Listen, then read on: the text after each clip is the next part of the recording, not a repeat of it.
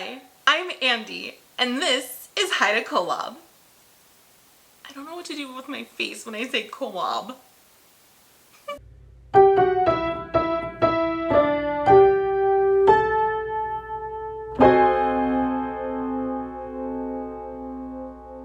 I, Nephi, having been born of goodly parents, am a good boy, and I listen to my daddy. So once upon a time, Nephi lived in Jerusalem with his parents.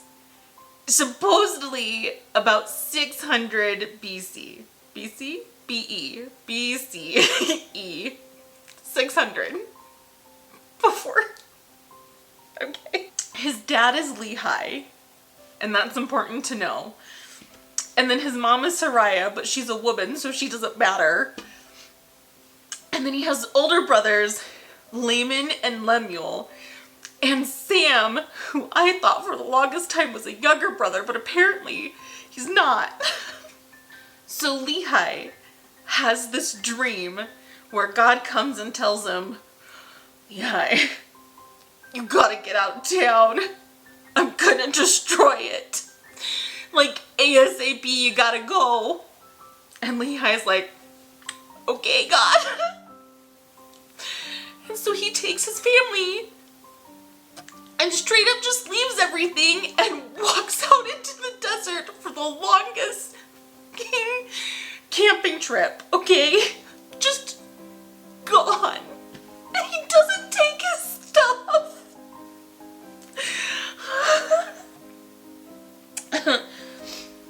So they left all of their precious things at home, put a tent on their back, and just walked out into the desert. And of course, like, not everyone is too happy about this, you know? But they're like, okay, God's gonna destroy the city, so we don't want to die. Let's take our chances out here. Okay? So they just go, they follow him. They're in the desert now, and they're just camping. And they've gone a long ways. And Lehi has another dream. And God was like, oh shoot, man.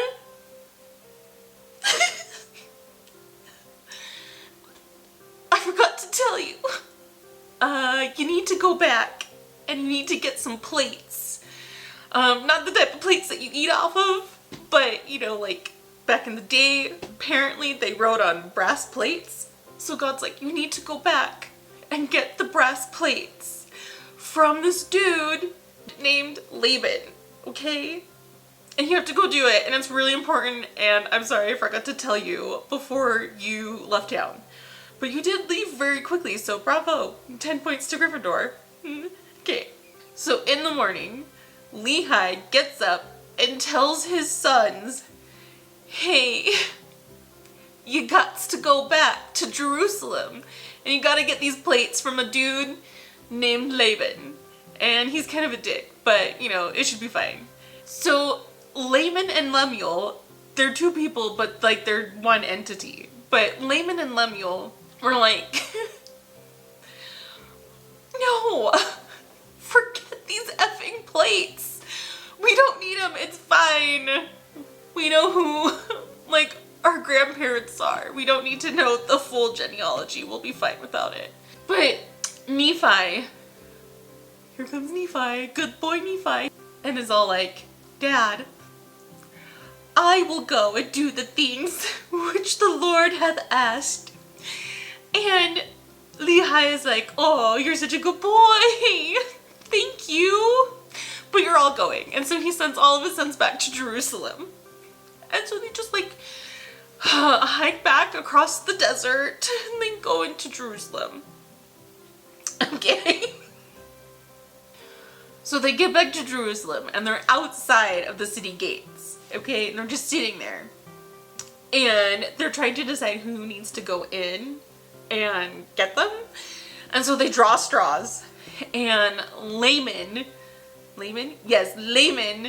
draws the short straw. So it's his turn to go back into the city and go get the plates.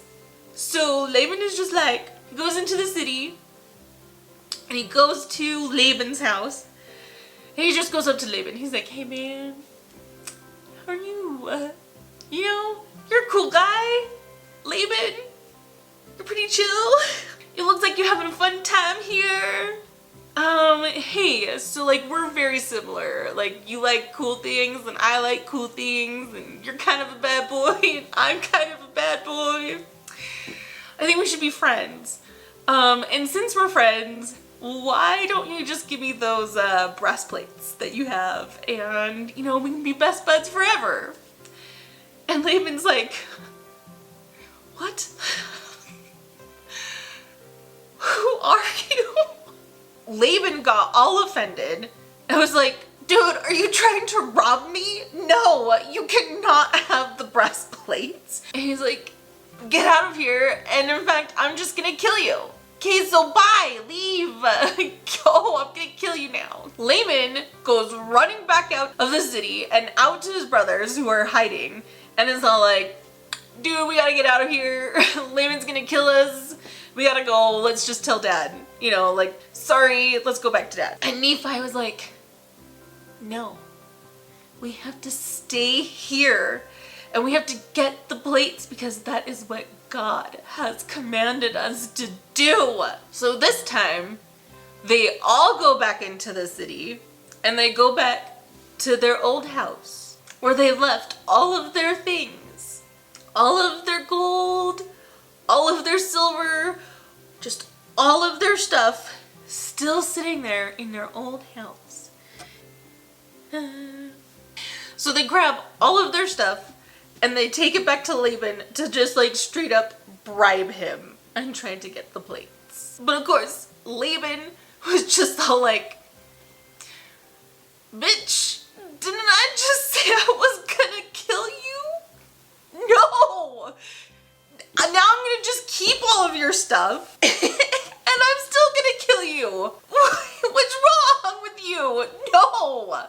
And so Laban is like chasing them. The guard, well, he's not, but like his guards are chasing Laban and Lemuel, Nephi and Samuel back, you know, and they get away. They run away and they get back outside of the city. And when they get back out there, Laban and Lemuel are pissed off.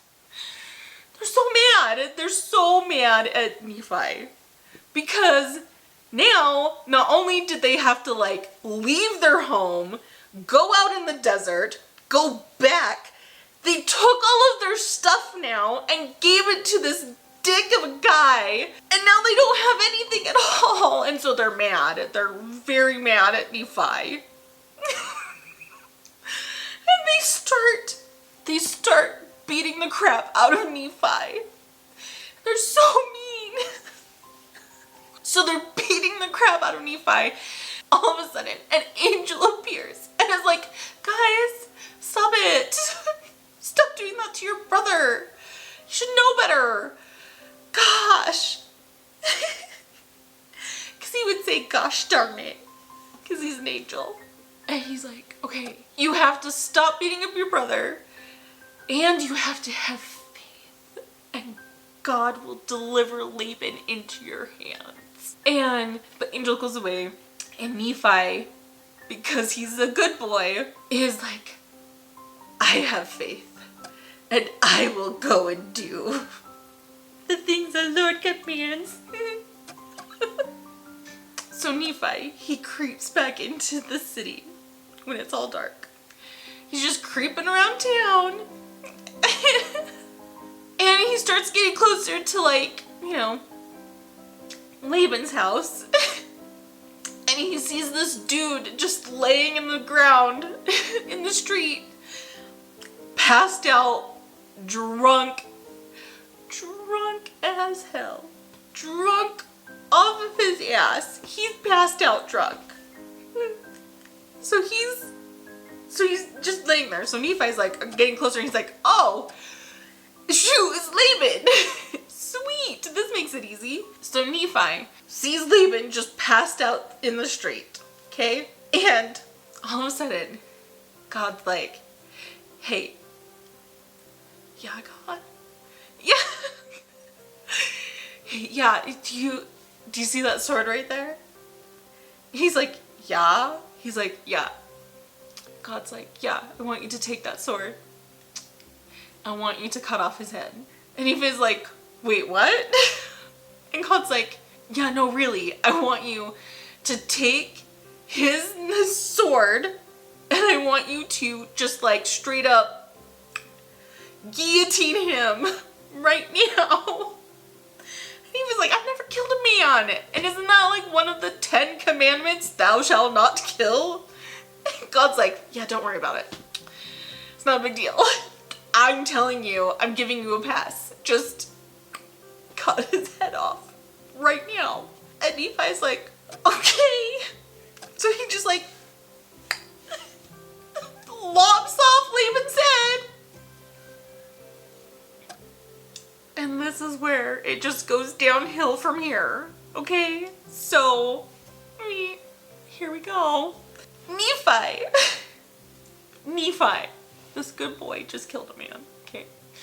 Nephi then straight up takes Laban's clothes and puts them on.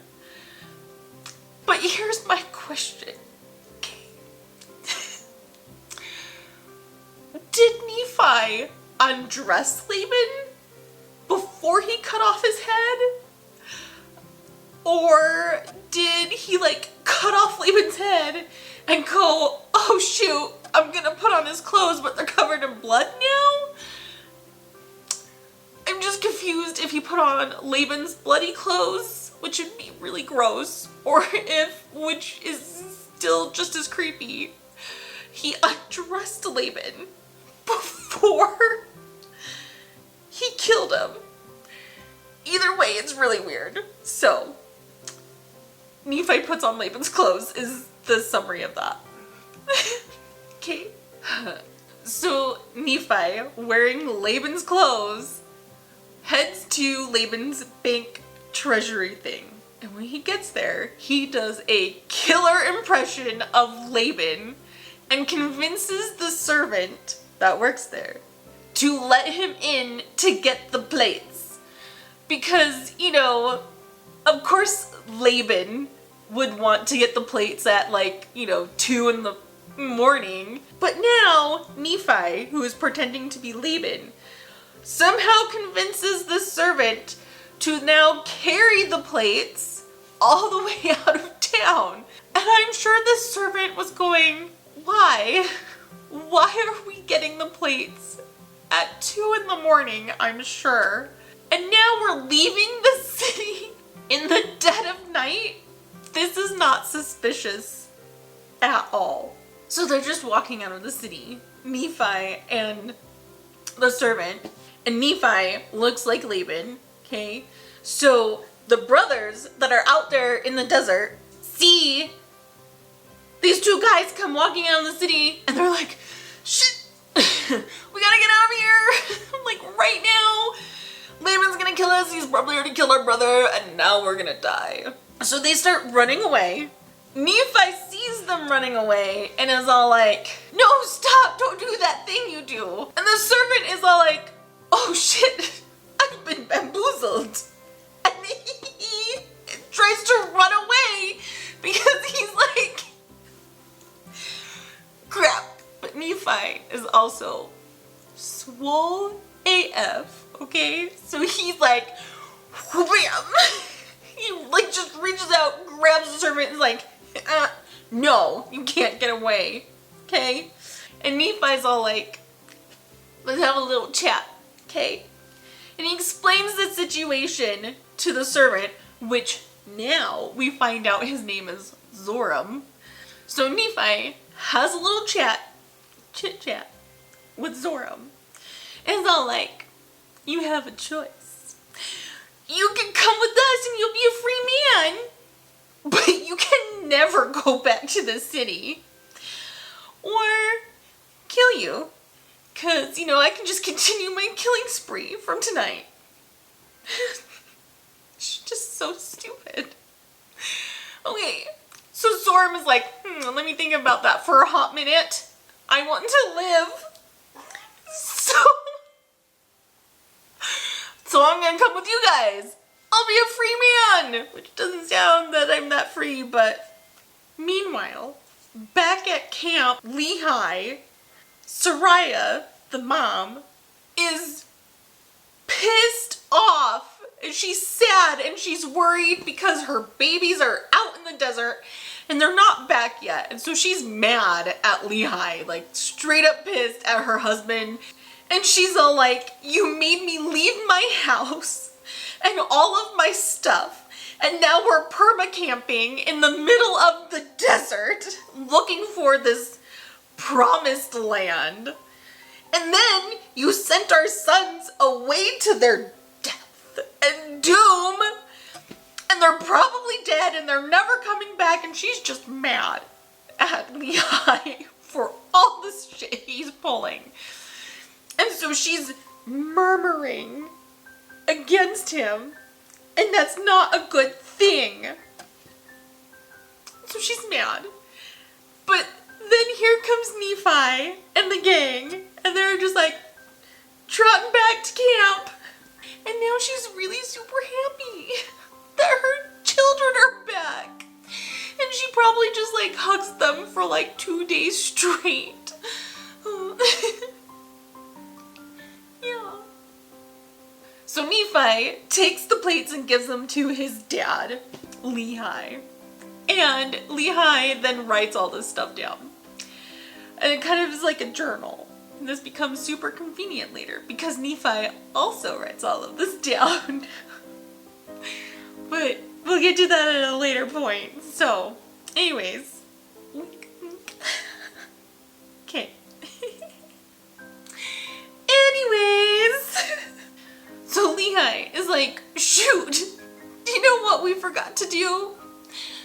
We forgot to get you some ladies before we left town. So we gotta go back to Jerusalem again. And it's super convenient that my BFF Ishmael has a whole bunch of daughters. So go tell him to come and join us out here in the middle of the desert so that my sons can have some ladies. The boys didn't complain this time. So they get to Jerusalem and Ishmael is all like, I'm all on board for this. And so they just get up and leave to join Lehi out in the desert. So they just leave. But of course, Laman and Lemuel and their new girlfriends and the sons of Ishmael were like, we don't want to go camping anymore. We don't want to go back to Camp Lehi. We want to go back to the city. It will be fine. We'll take our chances there. So they start to complain again, because that's all they do. Although I do think they have a point. You know? So Nephi's like, no, you can't go back. Are you stupid? Remember, God's gonna destroy Jerusalem. And so, of course, this pissed off Laman and Lemuel. And they start to, beat Nephi up again.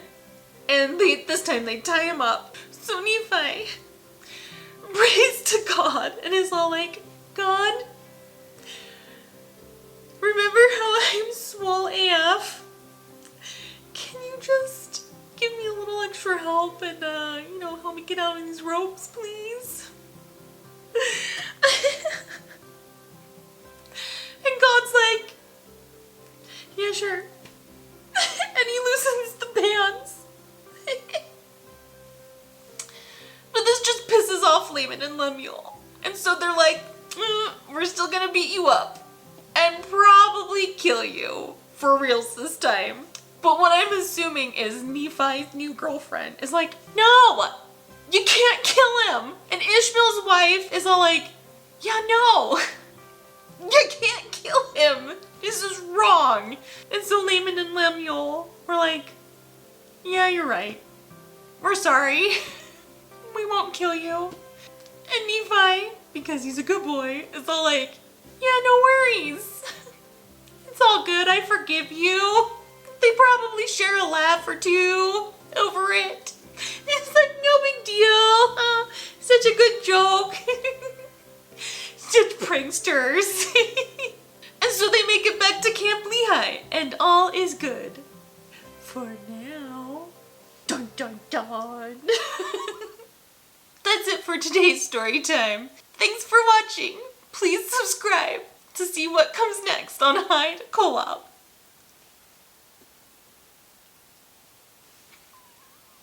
Like, subscribe. Hi, I'm Andy, and this is Hide Kolob.